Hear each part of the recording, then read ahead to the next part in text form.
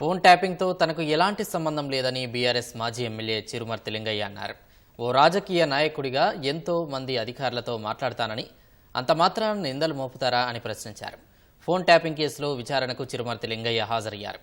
అంతకుముందు మాట్లాడిన ఆయన నోటీసులతో బెదిరించి తన గొంతు నొక్కేందుకు ప్రయత్నం చేస్తున్నారని, అది ఎప్పటికీ నెరవేరదన్నారు.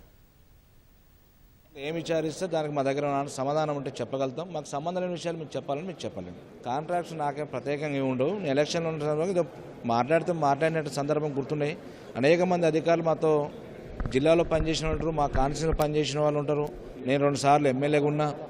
రాజకీయ జీవితంలో వివిధ రకాల పరిచయాలు ఉంటే మాట్లాడతాం. అంత మాత్రం దానికి ఫోన్ ట్యాపింగ్ నాకేం సంబంధం? ఫోన్ ట్యాపింగ్ చేయాల్సి యంత్రాంగం చేస్తుంది. దానికి యంత్రాంగం ఉంటుంది, సెటప్ ఉంటుంది, వాళ్ళు చేస్తారు.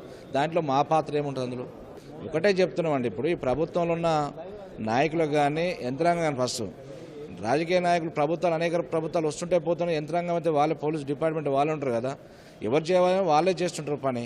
దానికి రాజకీయ నాయకులు మారినప్పుడల్లా బురద పూచి మా మీద అంటగట్టడం సరైనది కాదు. ఫోన్ ట్యాప్ అంటే మాకు కానీ మా బీఆర్ఎస్ పార్టీకి ఎలాంటి సంబంధం లేని విషయం. అది పోలీసు యంత్రాంగాల అవసరాలను బట్టి చేసుకునే కార్యక్రమం.